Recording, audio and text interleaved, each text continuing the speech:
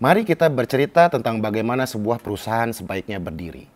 Di berbagai kelas bisnis manapun, tidak ada resep yang pasti untuk membuat perusahaan besar. Tapi mungkin, mencontoh dan membandingkan bisa jadi suatu cara yang dilakukan. This is Swellcast Highlights, a recap video of every 4 episodes from Swellcast. Still brought to you by Danan DNA.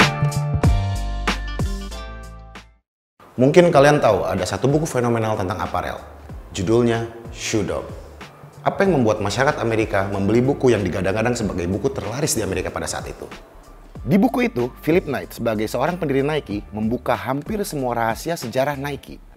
Nike pada waktu itu adalah perusahaan distribusi Onitsuka Tiger dan berakhir dengan tragis. Onitsuka memasuki Amerika sendiri setelah Knight habis-habisan mempromosikannya di Amerika. Kemudian mereka beralih menjadi perusahaan pembuat sepatu. Itu pun masih terpuruk dalam beberapa tahun.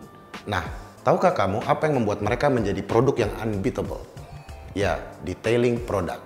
Ketika mereka masuk ke dalam detail dan teknologi produk, segalanya berubah. Nike leading di berbagai penjualan melawan jenis sepatu apapun. Tidak ada satu perusahaan sepatu yang mampu meniru semua teknologi pembuatan Nike dari dulu hingga kini. Hal utama dalam perdagangan adalah produk. Stay Hoops, Cosmic, Rockman, dan Maternal tidak terlalu memusingkan perencanaan dan evaluasi manajerial, tapi mereka menggunakan instingnya sebagai product maker.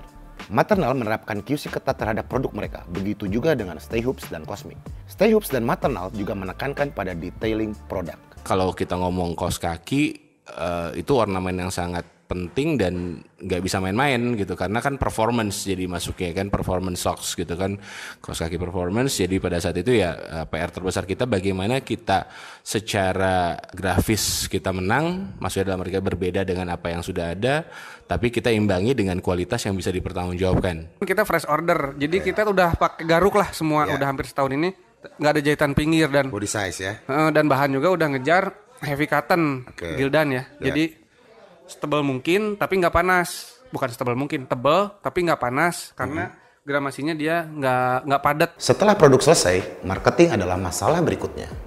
Stay Hoops, Cosmic, Rockman, dan Maternal melakukan pendekatan konsumen secara baik. Ada banyak teori marketing, tetapi saya memilih mengatakan ini. Marketing adalah tentang bagaimana kita mengetahui apa yang diinginkan oleh konsumen. Nike paham sekali bagaimana pembelinya menginginkan kenyamanan dalam bersepatu. Pikirannya simpel saja. Apabila seorang atlet olahraga yang memiliki beban kaki merasa nyaman dengan sepatu, tentu masyarakat lainnya akan merasakan hal yang sama. Kita lihat bagaimana Stay Hoops, Cosmic, dan Rockman membesar. Apabila para brand ambassador itu merasa nyaman dengan produk mereka, maka seharusnya orang lain pun merasakan hal yang sama. Anak-anak kita tuh kadang-kadang malah nggak pakai Cosmic, nggak pakai angkelnya, dan mereka taunya bapak ini dulu keren loh brandnya gitu. Ya, mereka nggak akan denger lah. Mereka nggak merasakan kekerenan itu pada saat ini. Yang mereka rasakan adalah brand sekarang. Nah makanya sebenarnya ya di luar juga melakukan hal yang sama kan. Jadi berarti Cosmic sudah melakukan kolaborasi ya? Kolaborasi. Sekarang sih ada beberapa kolaborasi yang kita lakukan dengan brand lama sama brand baru, sama komunitas dan lain-lain lah gitu. Kenyamanan segmen loyalnya adalah hasil dari riset yang dilakukannya. Cosmic berusaha memahami konsumen dengan mengikuti tren yang sedang digandrungi melalui benchmark, cultural research, bahkan sampai mengobservasi anak sang owner sendiri yang mulai beranjak dewasa. Maternal melakukan komunikasi langsung dengan pembelinya melalui sosial media ataupun direct question. Richard Branson memberikan contoh ketika dia masih di Virgin Record. Dia melakukan kontak langsung melalui telepon dengan lebih dari 25 pelanggan per harinya. Ketika kamu mengetahui apa yang diinginkan oleh konsumen, kamu paham marketing, dan itu adalah kuncinya.